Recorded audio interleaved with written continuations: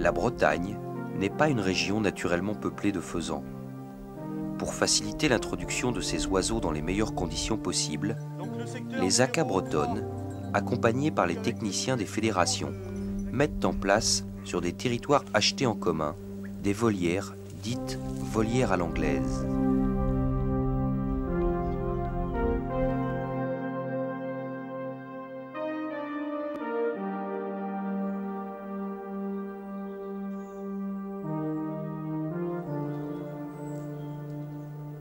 Dans une volière à l'anglaise, les oiseaux prennent un rythme de semi-liberté en entrant et en sortant de la volière.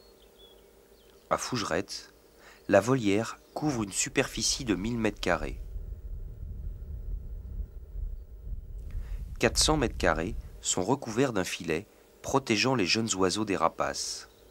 Des abreuvoirs automatiques ainsi que des nourrisseurs permettent aux faisans de s'alimenter de façon autonome. Les 600 m² restants se composent d'un grillage de plus de 3 mètres de haut, profondément enterré dans le sol pour dissuader les renards. Le sommet du grillage est aménagé pour éviter l'intrusion dans la volière des martres ou des belettes fréquentes dans cette région de landes et de marais. Ils sont beaucoup plus sauvages puisque on les élève nous-mêmes, on les fait, ils sont éclos sous des poules là, des petites poules de barbarie qu'on appelle, vous savez, et puis et on les remet dans la volière là. C'est du terrain qui appartient à la fondation. Nous avons acheté 10 hectares 60 de zones de lande et de bois. Et donc la volière anglaise est effectivement installée sur du terrain appartenant à la fondation et à l'ACA d'ailleurs. Mais une fois lâchés dans la nature, il est important de s'assurer que les oiseaux s'adaptent au biotope environnant. Ainsi, des campagnes de comptage sont-elles régulièrement organisées. Et malgré bon nombre de réticences sur l'adaptation des faisans dans les landes morbihanaises, les résultats depuis plus de 8 ans tendent à prouver le contraire. La première année, nous avons sorti à peu près 200 oiseaux. Cette année, l'année dernière, il y a eu un changement de responsable, donc il a fallu reconstituer une équipe dynamique parce que j'avais plus le temps de m'en occuper. Et donc Albert, ça va faire partie de ses objectifs. Là, il est prévu dans les environs 70. 70 cette année, oui. Est-ce que justement les oiseaux issus de volières arrivent à s'acclimater et ne perturbent pas la population sauvage qui existe depuis donc 8 ans sur les Landes? Est-ce qu'il n'y a pas un risque de mélange de population? C'est une bonne question parce que justement on assiste à une baisse des effectifs au niveau des comptages de reproducteurs que nous allons faire ce jour et depuis 2 ans. Et on se pose des questions dans ce sens, à savoir s'il n'y a pas une pollution génétique. On n'en sait rien, mais c'est une question effectivement auquel on se pose.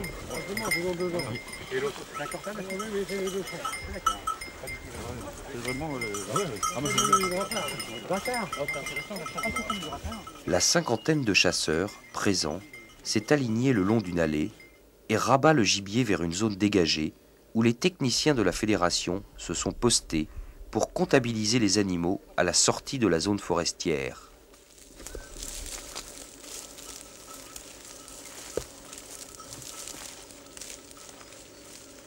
Les landes de Fougerette sont particulièrement denses et la progression y est difficile et rend l'observation délicate malgré l'œil exercé des chasseurs.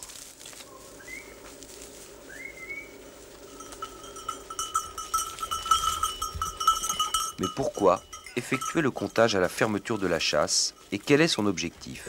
L'objectif, en fin de compte, est de mesurer, de compter les oiseaux reproducteurs. Donc avant la ponte, donc qui commence fin mars, courant avril. Donc c'est pour cette raison que nous effectuons ce comptage maintenant. Il y a de l'eau là-bas. Le milieu donc, est dans une période de pause aussi, donc toute la végétation est complètement écrasée, aplatie. Donc avant la régénérescence de ce milieu de la fleur, donc il est nécessaire donc, de de procéder à ces comptages qui sont plus faciles à réaliser. Parce que ce sont quand même des milieux très très difficiles à pratiquer. Ce sont des oiseaux qui sont inféodés à ce milieu, donc de landes et de bocteaux. Donc c'est une expérimentation d'ailleurs, parce que quand on a voulu lancer cette gestion du chevreuil, pratiquement tous les organismes synergétiques étaient pratiquement hostiles, y compris l'Office national de la chasse d'ailleurs. Mais on s'était aperçu qu'il y avait quelques oiseaux naturels, et depuis que nous protégeons la poule principalement et certains coqs reproducteurs pour la création de petites micro-réserves, nous procédons, donc nous avons vu une dynamique de la population, donc ça voilà un petit peu l'explication.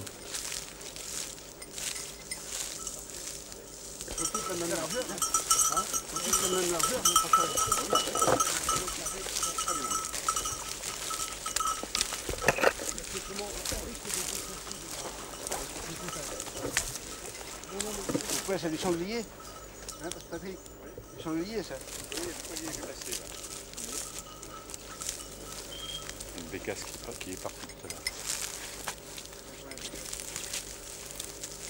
Très bon point, bécasse.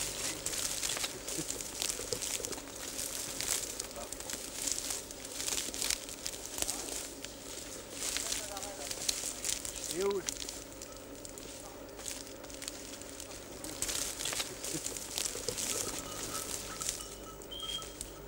Nous avons vu le chien à l'arrêt et nous avons appris d'un instant, quand nous sommes allés vers le chien, qu'un oiseau, une bécasse avait été levée et a dû se reposer à l'endroit où était le chien. Et en fin de compte, l'oiseau est reparti. Donc en fin de compte, il indiquait ni plus ni moins ce qu'on appelle une place chaude, c'est-à-dire l'emplacement où l'oiseau s'était posé la deuxième fois. Donc on trouvera ce genre de comportements qui sont liés à la qualité olfactive du chien, qui permet de détecter soit un oiseau devant lui ou l'emplacement d'un oiseau qui s'est posé tout récemment. Voilà, entre autres, c'était une bécasse. Si la Ca des Fougerets participe activement à l'implantation des faisans sur le territoire qu'elle gère, elle ne néglige pas pour autant d'autres aspects indispensables à l'évolution et à la pérennité des espèces animales. En parlant de haies, on a fait une demande aussi pour faire des haies bocagères, qui servent déjà à faire des haies parce qu'il en manque. Donc à couper le vent. Et puis à couper le vent et puis peut-être garder le gibier un peu plus. Au niveau de la nidification dans les haies. Bien sûr. Aussi, pour l'alimentation. Oui. Bien sûr, je crois que le rôle des haies a un rôle important en tant qu'abri d'une part, de zones aussi permettant une nidification, un refuge pour un certain nombre d'espèces animales. Et puis ça sert aussi de garde-manger pour un certain nombre d'espèces. Donc des arbustes abeilles qui vont être bien sélectionnés. Bien sûr. Ce ne seront pas des haies en plastique. Certainement pas, j'espère. Donc pas de troène. On se battra pour. Plutôt de l'aubépine. De l'aubépine, oui, des cotonéastères, des sureaux.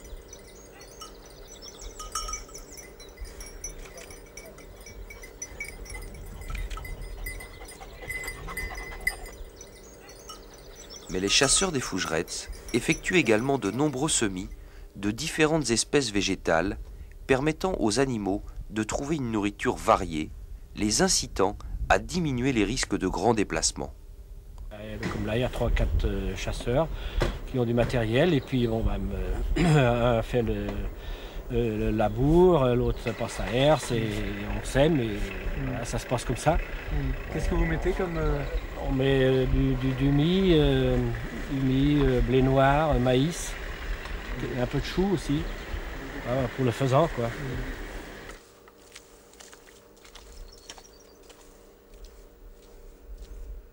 Donc ici on est plein milieu des landes de Couémé Saint-Jugon.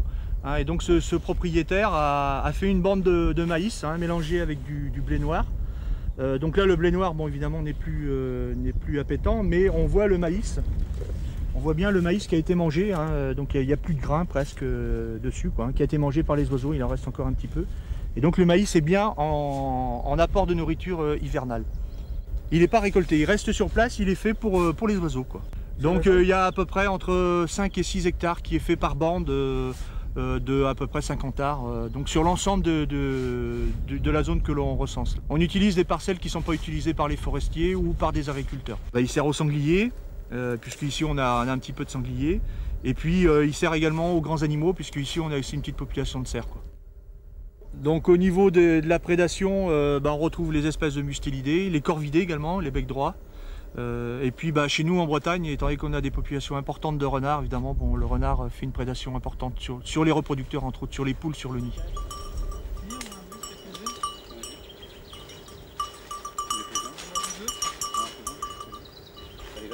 Allez, allez. Allez. L'heure de vérité approche. La ligne des chasseurs s'avance vers la lisière du bois et déjà, les premiers oiseaux apparaissent aux yeux des techniciens de la fédération qui s'empressent de les compter.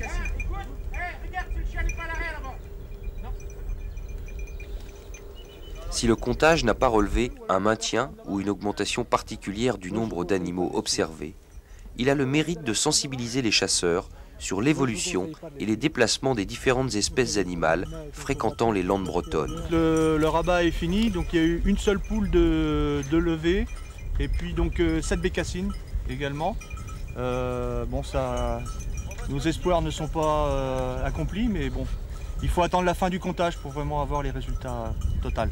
Donc là maintenant ils vont faire la deuxième partie de leur secteur. Donc pour finir, et après donc on se regroupe toutes les équipes et on fait le bilan global du comptage qui j'espère sera bon, quoi. Voilà. Allez, Sébastien, après donc il faudra que tu remontes jusqu'ici pour faire l'autre partie.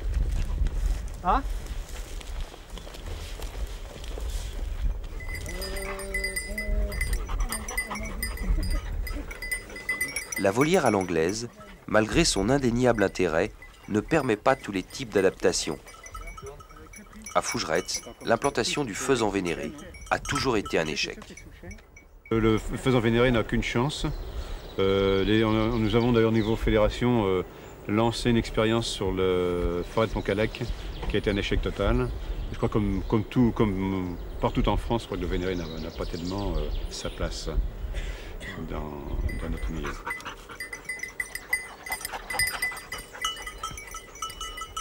Donc, messieurs, on va donc faire le bilan du travail que vous avez fait, parce que c'est vous qui en avez fait le plus gros, et vos chiens, surtout.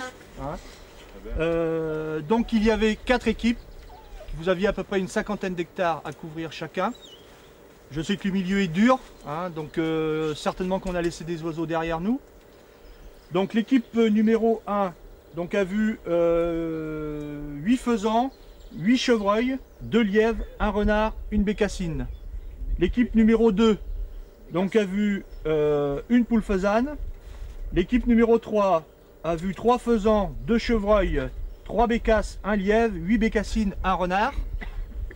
Et l'équipe numéro 4 a vu donc 11 faisans, 2 chevreuils, 2 bécasses, 2 colverts. Donc au total sur la zone, donc 200 hectares. Et il a été vu donc 23 faisans, poules et coqs, 12 chevreuils, 6 bécasses, 3 lièvres, 2 renards, 16 bécassines et 2 colverts. Donc au niveau des faisans, on est à peu près comme l'an passé, si mes souvenirs sont bons. On n'est malheureusement pas au chiffre d'il y a 2 ans ou 3 ans, puisqu'on comptait à peu près une quarantaine d'oiseaux, 40-45 oiseaux. Bon, les raisons de la diminution, on ne maîtrise pas tout pour l'instant. Il est certain qu'on laisse des oiseaux derrière. Bon, certains d'entre vous nous ont fait la réflexion. Le milieu étant assez dur, bon, même avec des chiens, on en laisse certainement derrière. Voilà. Alors, on peut améliorer la situation. Mais ceci est un autre débat.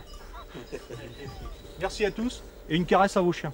Voilà. Merci bien. Mais si les résultats de comptage ne correspondent pas totalement aux espérances des chasseurs, l'ACA des Fougerets et la Fédération des chasseurs du Morbihan ont mis en place un système de gestion adapté, accompagné d'un PMA. Oui, le PMA donc, est sur les Fougerets, il est de 2 faisans par chasseur et 4 maximum par groupe, par jour de chasse. On ne chasse que les dimanches et jours fériés. Avec une ouverture du faisan qui est faite immédiatement à l'ouverture générale? Oui, et qui se termine fin novembre. Donc on va beaucoup moins loin que la période tolérable.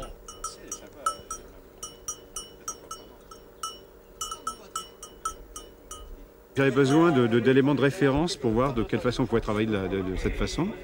sur ce secteur.